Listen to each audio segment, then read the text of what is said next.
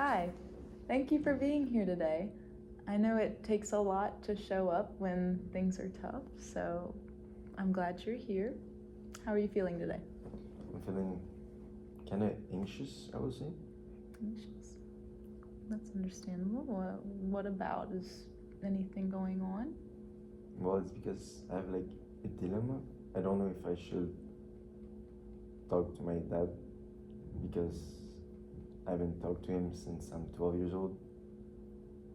So I feel like sometimes I feel like seeing everyone with like a dad and stuff, like having fun with them, and me I feel like I'm kind of missing out, you know. Mm-hmm. And that's completely understandable. I'm sorry that you feel that way, and I'm sorry that happened to you.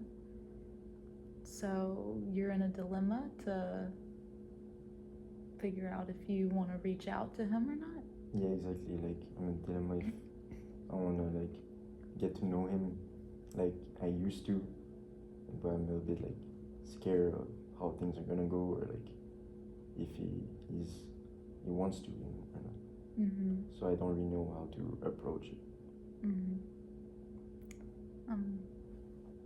I'm sorry that you're in that position. Okay, let's go back to that time when you were 12 years old. You were probably confused. What would you say exactly you were feeling at that time? Well, at that time I was pretty much mad at myself because my parents were separated. So so the big thing was I was playing hockey and tennis, so I had to choose like they wanted me to choose just one because I was playing both competitively and it was too much for them. So every time I was at my dad's house, I was telling him, yeah, I'm gonna choose hockey. And when I was at my mom's house, I was saying, yeah, I'm gonna choose tennis. Because with my mom, she was like tennis and my dad was like hockey. So that's where it all started. And one day my dad came to my mom's house to pick me up. And previously my mom asked me during that day, like, what are you gonna choose? And I told her I'm gonna choose tennis because I didn't want to disappoint her, you know.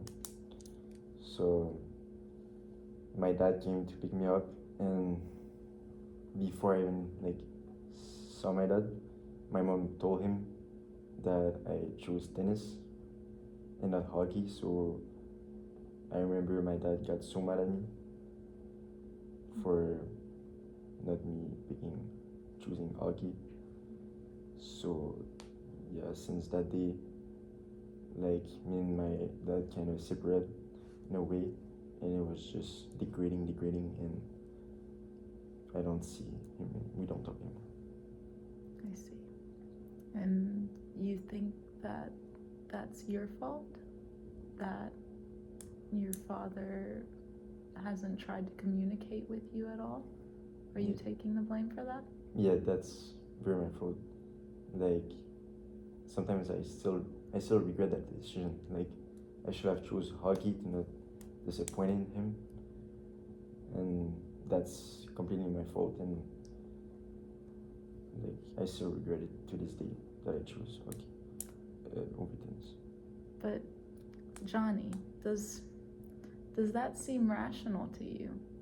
Do you think it would be normal for a parent to love their child any less because of a silly sport they decide to play when they're young?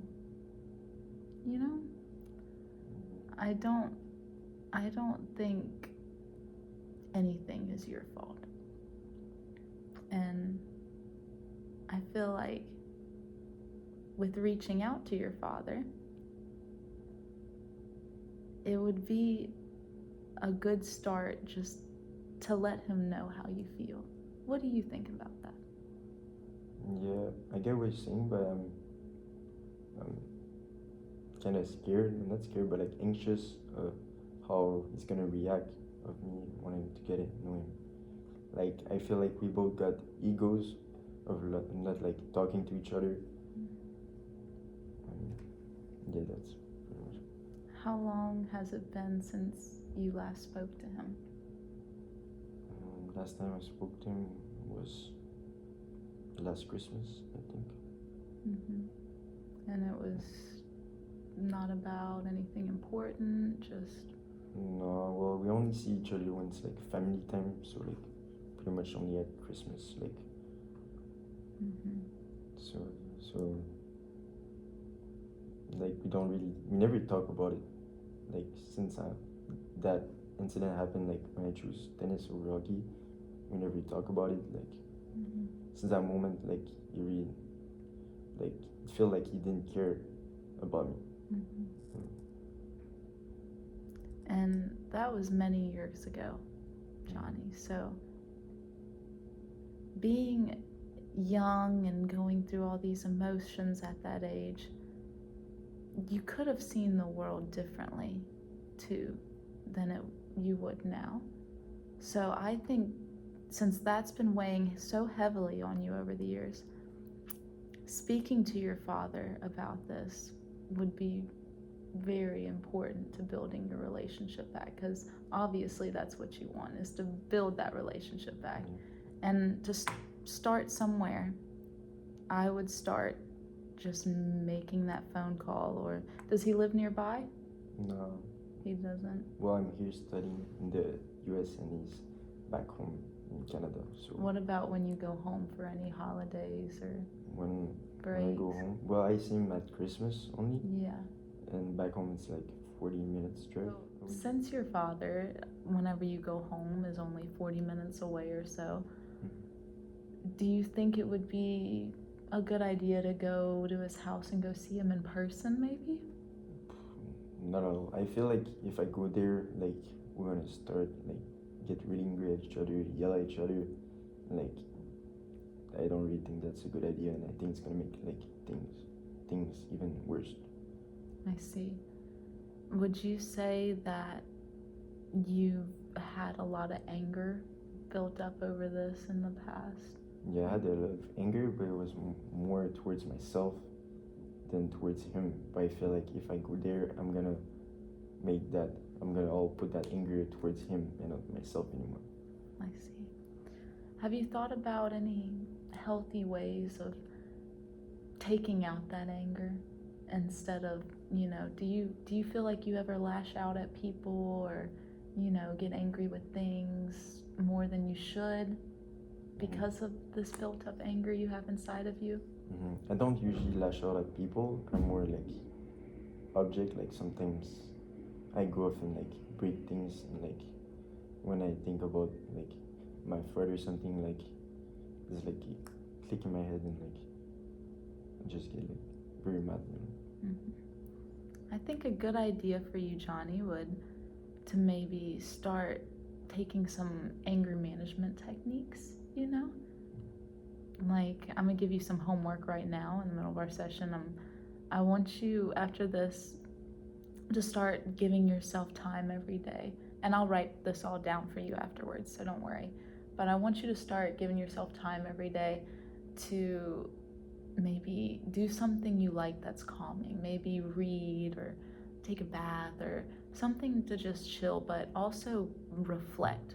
I want you to really reflect on these strong emotions that you're feeling and think about better ways to handle these emotions than lashing out and getting angry.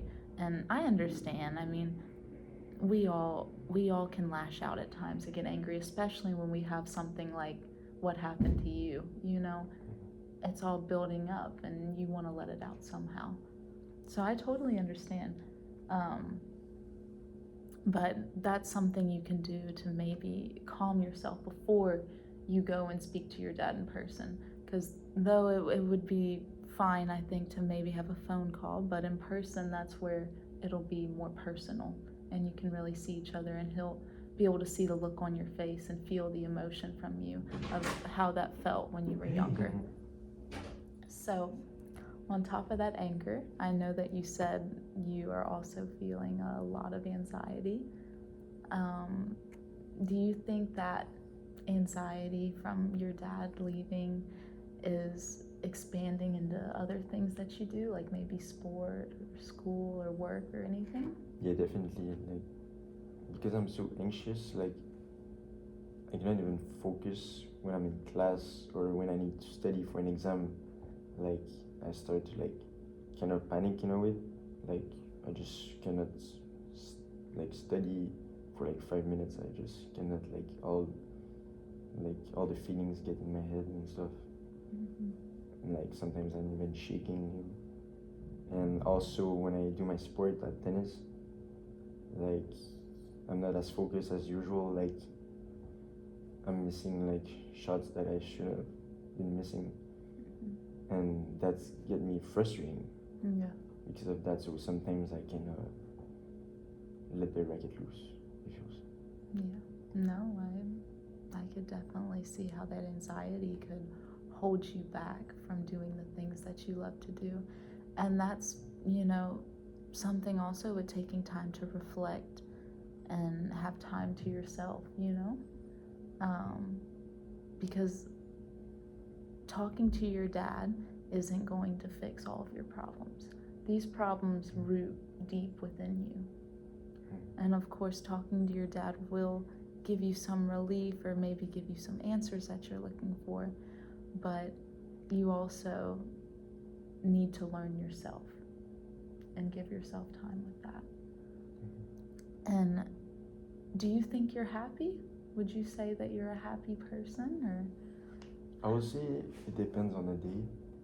Like, when I'm with my friends, like, I don't usually think about it. I'm having fun, or like, I don't know if I'm having fun or I'm like acting like there's nothing. Like, I never told any of my friends about this, but like when I'm especially alone, or like, that's where, like, it's worse. I see. And today, on a scale of 1 to 10, what number do you think you feel on a scale of 1 being depressed as you could be and 10 being the happiest you could be? I'll say like 5. A 5? Okay. What do you think you could do in, let's say, the next 24 hours to make that 5 go to a 5.5? I would say, like, be with my friends, like some activities with my friends, and also like more finding a hobby. I think I feel to get like my head away from things when I'm alone, especially when I'm alone. I need like a hobby, like listening to music or even playing music or something like that. Yeah, do some things you enjoy for sure. Well, you see, Johnny, just little things can give yourself that little bit of happiness, that you need. Take some time for yourself. Do those things that you enjoy, and every day you'll start seeing things will get a little bit better and a little bit better. Because I'm not going to be able to tell you how he's going to react in that situation. So what I'm hoping to see from you in our next session is you start working more on yourself. And I'm going to help you through this. I'm going to keep giving you homework and things you could do to reflect more on yourself and your feelings, so you're not holding all that in anymore. And in the next few weeks, we'll make a plan and we'll finally get you up to that point where I think you'll be ready to talk to your father, where I know you'll be ready to talk to your father and not have to worry about lashing out or, feeling that anxiety anymore. You'll feel ready to do so. What do you think about that? Yeah, I think that's a good plan. You think so? Okay. Well, Johnny, it was nice meeting you. Yeah, nice to meet you. Thank Thank you so much. Thank you.